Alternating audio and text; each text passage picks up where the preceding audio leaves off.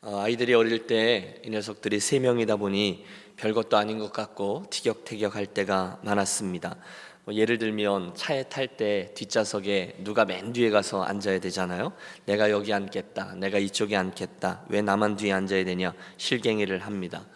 정말 엄마 아빠가 볼 때는 못이 중한 뒤의 사건이죠. 그런데도 별것도 아닌 것 같고 심하게 밀고 당기고 합니다. 그러면 우습기도 하고 또 안타깝기도 하고 속상하기도 하고 그렇죠.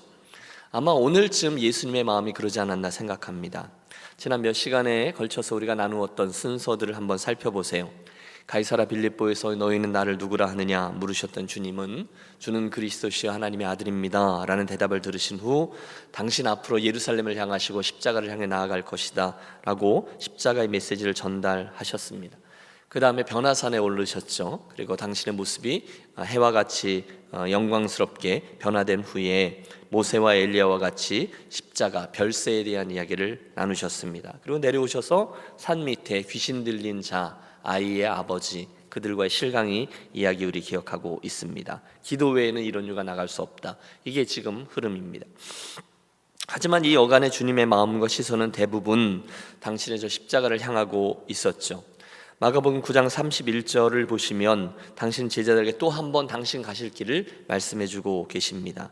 또 인자가 사람들의 손에 넘기어 죽임을 당하고 죽은 지 3일 만에 살아나리라. 그런데도 슬프게도 제자들은 십자가의 이야기에 함께 걸어가지 아니하고 오히려 우리가 잘 아는 대로 누가 더 높은가 가지고 실갱이를 합니다. 33절에 보시면 가버나움으로 이동하던 중에 누가 크냐 누가 더 잘났냐로 갈등합니다. 사실 여러분 다른 사람들은 그럴 수 있지만 베드로와 야고보와 요한은 그러면 안 됐죠. 그들은 얼마 전에 변화산 위에서 하나님 아버지의 음성까지 들었습니다. 이는 내 사랑하는 아들이 너희는 그의 말을 들으라. 하지만 자기들이 들어야 될 주님의 말씀은 계속해서 십자가와 부활을 이야기하는데 그들은 여전히 이 땅의 부동산 이야기 또 이 땅에서 높아지는 이야기에 관심이 있습니다. 그러니 여러분 예수님이 얼마나 화가 나셨을까요? 그런데도 주님은 그들을 끝까지 용납하시고 또 참으시고 끝까지 나아가십니다. 철이 없어서 그래. 언제까지 그랬는지 아세요? 십자가 아래까지입니다. 모든 제자들이 다 도망갈 때까지도 주님은 인내로 저들을 사랑으로 참아주셨어요. 오늘 우리가 함께 대한 본문의 말씀은 그 중에 사랑이 많으신 예수님이 그래도 아쉬움이 좀 있으셨는지 주님께서 속상하셨는지 제자들에게 삶과 사역에 대해서 그 방식에 대해서 몇 가지 태도를 가르쳐 주고 계십니다. 그래 내가 너희를 아는데 그래도 적어도 나를 따르는 제자라면 이렇게 되도록 애를 써봐라 라고 말씀하시는, 특별히 글쎄요 우리가 이제 연말을 맞잖아요. 연말 되면 이제 목사가 좀 힘든 때가 오죠. 이것저것 조직도 새로 짜야 되고 이러저러한 사역들을 같이 좀 의논하고 내년에 총여성교회장 좀 하세요 그러면 안 한다 그러고, 그러면 또 이분이 좀 하시면 어떨까요 그러면 나 했었어요 그러고 뭐 이런 게 이제 요즘 우리들의 이제 밀고 땡기는 거죠. 이제 이런 사역에 임하는 태도를 주님이 몇 가지로 말씀해 주고 계십니다. 여러분 앞으로 총회 쭉 하실 거잖아요. 전도회별로도 총회 하실 거고 안수집사회도 총회 하실 거고 이제 오늘의 말씀이 딱 맞는 말씀인 것 같아요. 적어도 예수님이 당신을 따르는 제자들에게 이런 건 이렇게 생각하고 행하라라고 몇 가지 원칙들을 주십니다. 함께 38절부터 40절까지 말씀을 다시 한번 보시죠. 요한이 예수께 여짜오되 선생님 우리를 따르지 않는 어떤 자가 주의 이름으로 귀신을 내어 쫓는 것을 우리가 보고 우리를 따르지 아니하므로 금하였나이다. 예수께서 이르시되 금하지 말라. 내 이름을 의탁하여 능한 일을 행하고 즉시로 나를 비방할 자가 없느냐. 우리를 반대하지 않는 자는 우리를 위하는 자니라. 상황은 이렇습니다. 제자들이 보니 우리들과 같이 다니는 사람이 아니고 예수님을 같이 따르는 자가 아닌데 예수님의 이름으로 귀신을 쫓아내고 있는 거예요. 모르는 사람이에요. 저 사람은 우리가 같이 다니는 사람이 아닌데 이보시오 당신 누군데 감히 우리 선생님의 이름으로 귀신을 쫓아내고 있어? 누구 허락받고 그러고 있어? 이러고 있다는 거예요. 그래서 하지 말라는 거예요. 여러분 귀신 들린 사람을 낫게 해주는 일은 얼마나 귀한 일인지 모릅니다. 그것도 예수 그리스도 이름으로 고칩니다. 그런데 그걸 못하도록 금했다는 거예요. 왜요?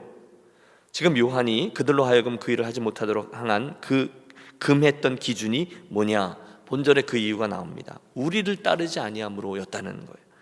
그거였어요. 지금 주님의 일을 하는데 그들에게 있어서 우리를 따르는 자인가 아닌가가 가장 중요한 고려점이었다는 거예요.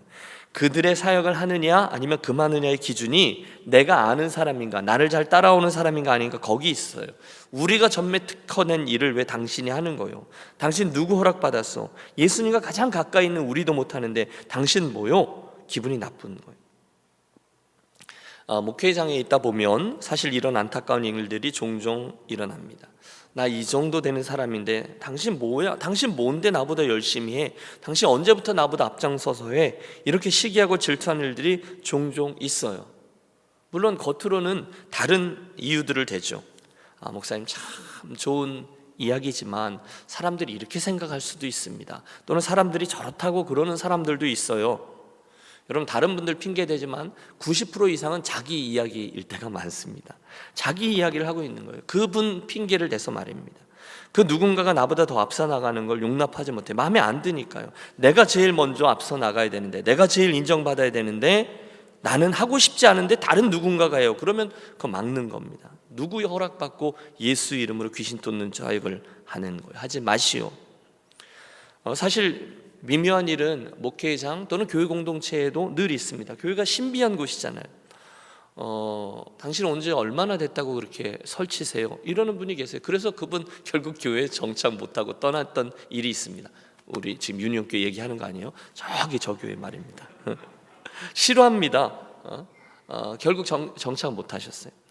한국에서 어떤 교회에서 교회가 되게 오래됐대요. 그래서 교회 의자가 너무너무 낡았는데 교회를 리모델링을 하자고 재직회에서 결정을 해가지고 안건에 붙였고 온 그 교회 직원들이 허락을 해가지고 교회를 이렇게 수리를 했어요. 너무 이쁜 거죠. 그런데 여러분 해보면 어떠세요? 교회를 수리하면 교회 안에 있는 가구들이 어떻게 보여요?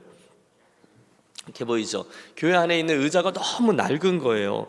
근데 이제 뭐 재정적인 이슈도 있고 그런데 아무도 말하지 못하는데 한 집사님이 목사님을 찾아와서 자기가 헌금을 드릴 테니 교회 의자를 좀 바꾸자고 하셨대요. 그리고 정말로 그 큰 금액을 교회 장 의자를 바꾸는 거니까 헌금을 하셨어요. 문제는 장로님 중에 한 분이 결사반대를 하셨다는 거예요. 아니 그 돈 있으면 구제를 하지 왜 멀쩡한 의자를 바꾸려고 하느냐. 우리는 걱정하지 말고 헌금하세요. 의자 바꿀 테니까. 얼른 바꿀 거예요. 그죠? 구제는 좋은 일입니다. 하지만 결국은 못했다는 거예요. 오늘 이 상황에 이 제자들과 똑같은 거죠. 안 됩니다. 우리가 하는 게 아니므로 예수님의 이름으로 귀신 쫓아내는 일 못하게 하고 왔습니다 라고 자랑스럽게 말합니다. 요한이요. 드리는 말씀은 이겁니다. 저와 여러분에게 이 기준이 좀 편협할 때가 있다는 거죠. 특히 우리 한국 사람들에게 있는 특별한 정서가 하나 있어요. 그것은 옳고 그름을 따지는데 성경적이냐 아니냐 보다 어쩔 때는 판단력이 흐려지는 거죠. 우리가 남이가 이렇게 정이 들어가면 자기하고 가까운 게 옳은 거잖아요. 그래서 이성을 잃습니다. 그런데 여러분, 우리는 그분이 말씀하시는 게 옳다는 걸 아는데도 그냥 내가 싫은 거예요. 왜? 우리 편이 아니니까, 나를 따르는 사람이 아니니까. 이게 정이 가진 단점이죠. 여러분, 정이 가진 장점은 어마어마하죠. 그런데 한국 사람들이 가진 정이 가진 단점도 있다는 거예요. 자기중심적이고 독선적이고 인색하고 배타적이고 그럴 때가 있습니다. 그래서 요한도 그랬던 거예요. 우리를 따르지 아니하므로. 그게 그의 사역을 허락하느냐 아니냐를 결정했다는 거예요. 우리에게 시사하는 바가 참 많습니다. 그런데 예수님은 뭐라 그러시는지 아세요? 39절을 보세요. 금하지 말라 했어요. 금하지 뭐라고요? 말라라는 거예요. 이유는요, 그 일은 내 이름을 의탁하여 능한 일을 한 것이기 때문이라는 거예요. 예수님은 그 일이 당신이 허락한 일이라는 것을 인정하셨습니다. 요한도 고백했어요. 그가 주의 이름으로 귀신을 쫓아냈습니다 라고 말했거든요.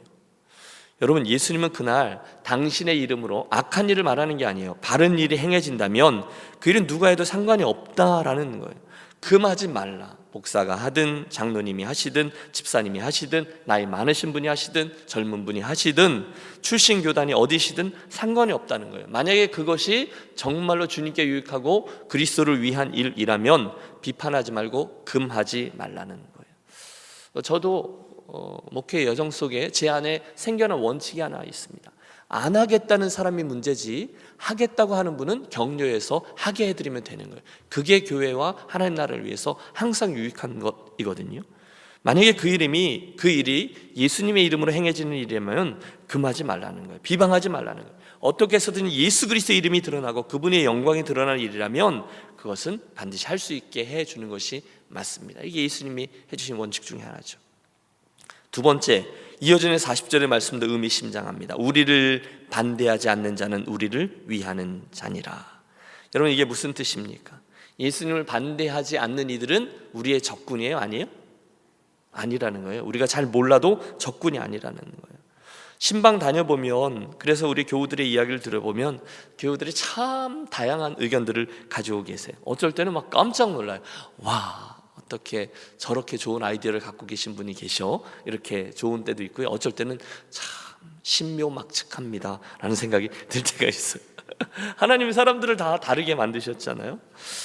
여러분, 제가 잣대를 가지고 사람들을 평가하기 시작하면 나하고 다른 분은 항상 문제하세요.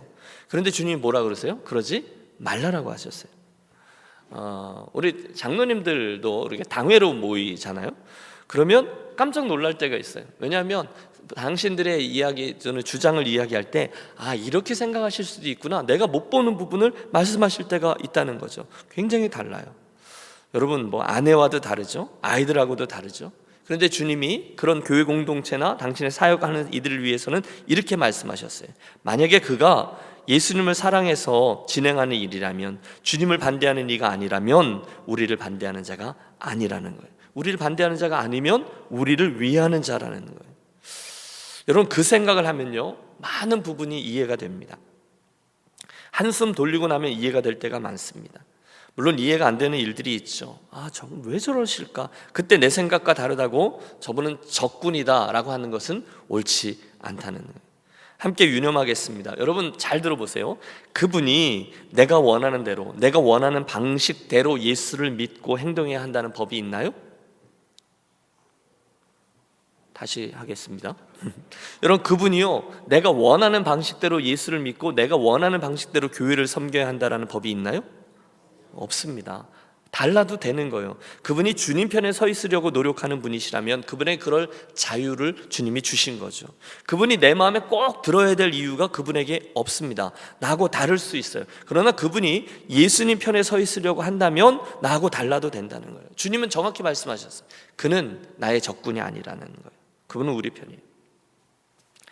제가 전에 설교할 때 한번 언급했던 기억이 있습니다. 제가 켄터키에서 공부할 때 많은 인터내셔널 학생들하고 같이 공부를 했습니다. 그런데 각 나라와 족속과 방언마다 하나님 주신 문화, 또 언어, 가치관, 신앙 패턴이 다 다릅니다.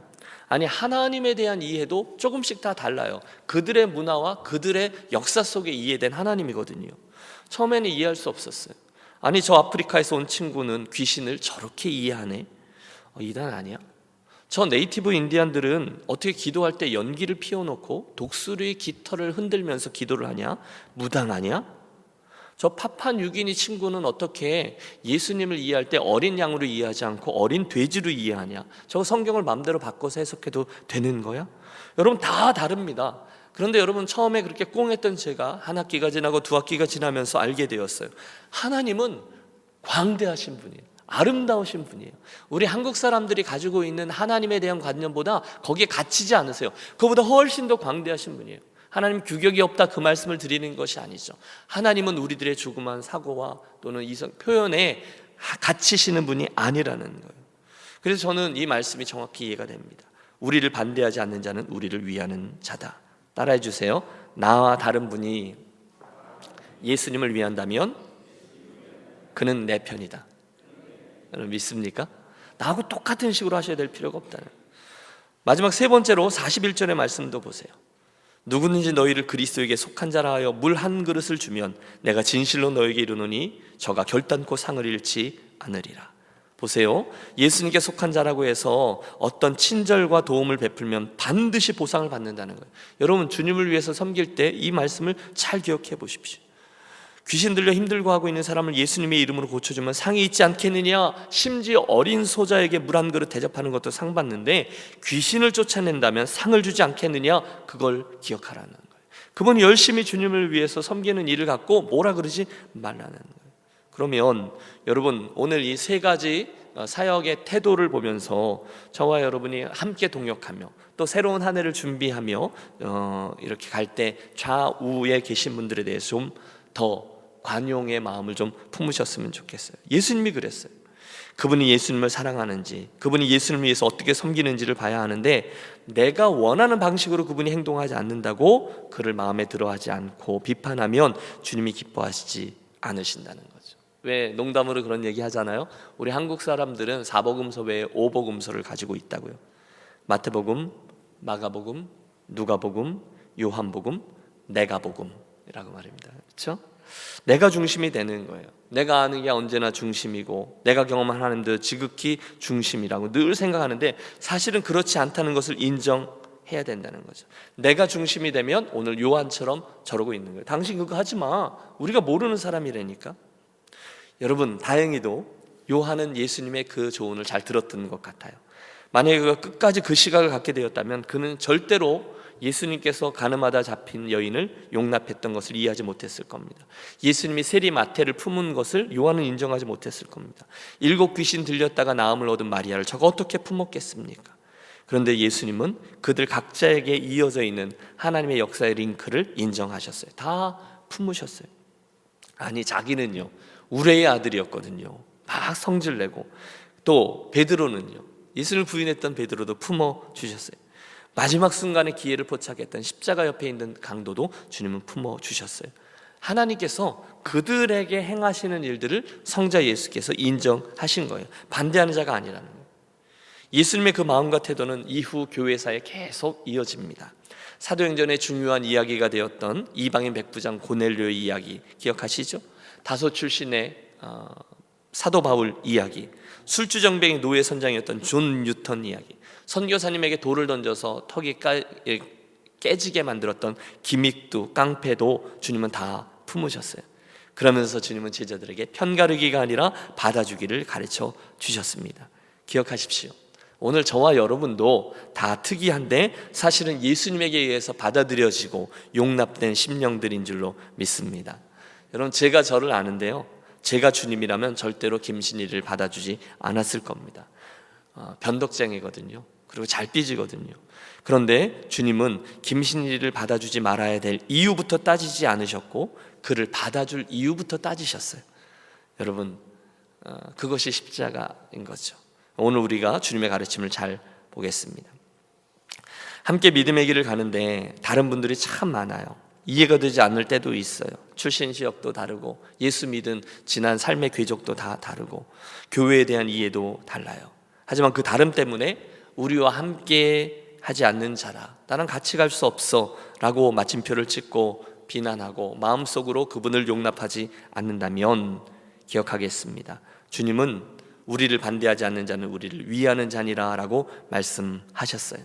여러분, 이게 굉장히 중요합니다.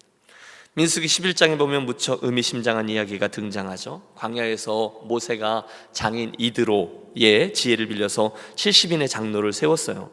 그런데 하루는 그들이 성막에 들어가서 하나님의 신에 감동되었어요. 근데 그 중에 엘닷과 메닷이라는 사람이 회막에 들어가지 않아요. 삐딱한 거죠. 그런데도 그들에게 성령이 임했어요. 그 순간에 한 소년이 달려와서 모세에게 고합니다. 성막에 들어가지 않고 끝까지 삐딱대고 그러던 그 사람 엘닷과 메닷이 진중에서 예언을 하고 있다는 겁니다. 그랬더니 옆에 있던 여호수아가 이 말을 듣고 마음 상했었던 것 같아요. 모세에게 건의합니다. 그 사람들 하지 못하게 금해야 합니다. 그때 모세가 여호수아에게 말해요. 내가 나를 위하여 시기하느냐? 여호와께서 그 신을 모든 백성에게 주사 다 선지자가 되게 하시기를 원하노라. 금하지 말라는 거예요. 미워하지 말라는 거예요. 과연 모세가 온유함이 지면에 있는 모든 사람보다 승한 이유를 알 것 같습니다. 그토록 정황무호했던 사도 바울도 성령님께 사로잡히니까 그 경계가 흐리뭉텅해졌어요. 이렇게 말해요. 외모로 하나 참으로 하나 무슨 방도로 하든지 전파되는 것은 그리스도니 이로써 내가 기뻐하고 또한 기뻐하리라. 이렇게 해도 예수님 전파되고 저렇게 해도 예수님이 전파되고 이렇게 해도 교회가 좋고 저렇게 해도 교회가 잘 부흥한다면 그 모든 것들은 주님이 기뻐하실 만한 방식이다. 사도 바울이 그렇게 말하고 있는 거예요. 그러므로 여러분, 누구를 대할 때에 장점 보고 그분을 이뻐하고 사랑하고 용납하는 저와 여러분이 되시길 바랍니다. 우리가 굉장히 비판적이라서 누굴 보면 마음에 안 드는 부분이 먼저 보이지만 그만해도 이쁜 거죠. 여러분 해볼까요? 옆에 계신 분에게 그만해도 이쁩니다. 이렇게 그만해도 이쁩니다. 그만해도 훌륭한 거죠. 예. 오래전에 제가 종종 인간극장 얘기하잖아요. 오래전 얘기예요. 잊혀지지가 않아요. 그런데 그 제목을 제가 기억합니다. 필리핀으로 간 민들레 국수집이에요. 따뜻한 다큐멘터리입니다. 젊은 시절에 수도사로 살던 한 분이 어느 날 이제 수도사의 삶을 접고 세상으로 나와서 가난한 이들에게 조건 없는 사랑을 베푸는 민들레 국수집을 열었어요. 돈 안 받아요. 그냥 누구든지 와서 먹을 수 있는 국수집을 열었는데 이게 너무너무 확장된 거예요. 와서 먹은 사람이 도네이션하고 또 밀가루 사다 주고 뭐 이래서. 그러던 이게 어느 날 필리핀으로 진출한 거예요. 필리핀에 제 기억으로는 그 마닐라에 있는 어떤 무덤 동네예요. 너무너무 가난한 사람, 오죽하면 무덤에 와서 살겠냐는 거죠. 그 가난한 어린이들을 위해서 그 사역을 진행하는데 제가 그 영상 끝까지 봤습니다. 끝까지 따라갔어요. 그런데 그 중에 그분이 하셨던 이 말에 제가 꽂혔어요. 그분이 이런 표현을 썼어요. 시인도 아닌데 이런 표현을 썼어요. 사랑은 시나브로가 한국말이거든요. 사랑은 시나브로 천천히 깨닫게 되고 후에 이게 사랑이었구나를 깨닫게 되는 순간 사람이 변합니다. 철없는 어린아이들, 거기 있는 아이들 막 미운 아이들도 있고 막 말썽장애도 있어요. 근데 그분이 표현했어요. 사랑은 시나브로 천천히 깨닫게 되고 나중에 깨닫게 되고 후에 이게 사랑이구나를 알게 되는 순간 사람은 변합니다. 정말로 맞는 거죠. 여러분, 저와 여러분이 언제 변하는지 아십니까? 그분의 사랑을 또는 그 어떤 누군가의 사랑을 깨닫게 될 때. 논리적으로는 안 변합니다. 여러분, 가르친다고 변합니까? 이해가 되고 설득을 당하면 여러분 변하던가요? 여러분 경험해 봤거든요. 저도 경험했어요. 제가 어디서 변하는가 하면 그분이 논리적으로 나를 설득하고 지적하고 이건 저거고 저건 저거라 그래서 제가 그렇구나 이해가 돼서 변해요? 아니에요. 오히려 더 화만 나죠. 오히려 제가 제 부족했던 모습 그대로 용납을 받고 사랑을 받았다는 걸 깨닫게 되는 순간 제가 변하더라는 거예요. 그런 의미로 우리를 반대하지 않는 자는 우리를 위하는 자니라, 용납하라, 금하지 말라라는 예수님의 말씀은 참으로 의미심장합니다. 마지막이죠. 이어지는 42절입니다. 같이 한번 읽으실까요? 42절. 또 누구든지 나를 믿는 이 작은 자들 중 하나라도 실족하게 하면 차라리 연자 맷돌이 그 목에 매어 바다에 던져지는 것이 나으니라. 아멘. 여러분, 저는 예수님의 이 말씀이 이 앞선 말씀들에 이어서 나오는 것이 참으로 의미심장하다고 믿습니다. 예수님의 의도는 분명합니다. 용납하라, 사랑하라, 다르다고 해서 금하지 말고 우리 편이 아니라고 말하지 말라 이렇게 말씀하신 후에 바로 이어서 너의 그 독선으로 인하여 그 누군가가 실족하게 되면 얼마나 끔찍한 일이라는 것을 보아라 이렇게 말씀하고 계세요. 여러분, 말씀을 주의 깊게 보세요. 그냥 작은 자들이 아니에요. 어떤 작은 자를 실족해 했다가 아니에요. 여기 보시면 나를 믿는 이들 중에 작은 자입니다. 나를 믿는 이 작은 자예요. 예수님을 믿는 소자 중에 하나를 실족하게 하는 일 뭐예요? 지금까지 우리가 계속 말씀드렸던 비난, 비판, 정죄, 편가르기, 용납하지 않음, 받아들이지 않음 등등으로 인하여 물론 그분은 연약한 형제일 거예요. 그래서 그 믿는 자가 실족하게 되면 좀 더 전체적인 문맥, 이 전체를 다 살펴보면 앞에서 나왔던 사람, 예수님을 따르는 예수님의 무리 중 그 12명에는 들지 않았지만 주님의 이름으로 귀신을 쫓아냈다가 요한에게 핀잔 들은 사람일 수도 있어요. 어쨌든 그 누군가를 실족하게 하면, 여러분 잘 들으십시오, 한국에서 쓰는 그 맷돌이 아니에요. 큰 당나귀나 말로 돌리는 커다란 연자 맷돌입니다. 그걸 목에 걸고 바다에 던져주는 것이 낫다는 거예요. 자기 편견으로 선을 긋고 사람을 골라서 내친 사람은 안 된다는 거예요. 그러다 믿음 안에 있는 누군가를 실족하게 한 사람은, 여러분, 한국 맷돌이 아니라 커다란 그 영화에 나오는 그 연자 맷돌을 목에 메고 바다에 던져내는 것이 낫다라는 무시무시한 경고입니다. 그만큼 예수님은 사람들의 편가르고 사람을 쳐내고 하는 일에 엄격하십니다. 그러므로 오늘의 이 말씀을 이렇게 결론 맺을 수 있습니다. 예수께서 아직 철들지 않았던 제자들에게 사랑으로 가르치시되, 특별히 함께 사역하며 함께 동역하며 이 길을 가는 동지들을 사랑과 관용으로 대하라 가르치셨어요. 여러분, 이쯤 되셨으면 누구든지 나처럼만 해야 한다, 나만이 옳다다, 우리 교회만 와야 구원을 얻을 수 있다 라고 말할 수 없을 겁니다. 예수님의 복음과 진리는 어마어마하게 적용될 수가 있기 때문입니다. 자, 이제 기도의 자리로 나아가려고 하는데요. 여러분, 우리 잠깐 시간을 내어서 이 본문의 말씀 우리 함께 묵상해 보겠습니다. 사랑하는 여러분, 혹시 오늘 이 본문의 말씀을 들으시면서 지나간 저와 여러분 인생의 여정 속에 나의 다름을 이렇게 쉽게 용납하지 못하고 여러 이유가 있겠죠. 혹시 비난하고 심지어 정죄하고 안 본다고 나쁜 말까지 해가면서, 또는 그분을 가슴 아파하는 말까지 해가면서 상처를 주고 또는 상처를 받았던 어떤 경험이 떠오르지는 않으십니까? 이 아침에 주님께서 주셨던 이 말씀을 우리 함께 묵상하며 명확한 그림을 가졌으면 좋겠어요. 여러분이 그 일의 피해자였을 수도 있어요. 그렇죠? 누군가에게 용납받지 못하고 거절당하는 일 굉장히 아픕니다. 춥습니다. 또 내가 그 일의 가해자였을지도 몰라요. 하지만 분명한 것은 그 일을 통해서 그리스도의 몸은 아팠다는 거죠. 그리스도의 지체인 우리가 상처를 입을 때 주님이 너무 아파하셨던 거죠. 교회는 그의 몸이니 라고 하셨거든요. 그러므로 우리 먼저 과거의 나로 인하여, 나의 용납치 않음을 인하여, 내가 끝까지 이해하고 사랑해 주지 않음을 인하여 혹시 상처를 입었던 누군가가 생각이 나신다면, 반대로 누군가가 나를 용납하지 않았고 나를 비난했고 나를 거절했기 때문에 상처를 주셨던 사람이 생각난다면 우리 이 아침에 겸손히 우리를 치유하시는 성령 하나님께 이 문제를 가지고 나아가 씨름하겠습니다. 주님, 특별히 성령 하나님, 제가 이 일로 인해서 마음이 아픕니다. 제가 잘못했던 것 같습니다. 제가 주님의 지체를 용납치 못했습니다. 또는 주님, 제가 용납받지 못했던 것 같습니다. 주님, 나를 위로하시고 또는 나를 용서하시고, 그거 어디 있든지 성령께서 치유하시고 새로워지는 은혜를 입도록 하여 주옵소서. 나의 상처난 마음 어루만져 주시고 내가 상처낸 그 마음 어루만져 주옵소서. 이 과정을 통해서 한층 더 성숙해진 저와 그분이 되도록 성령님 일하여 주옵소서. 우리 함께 묵상하며 기도하며 의지로 나아가겠습니다.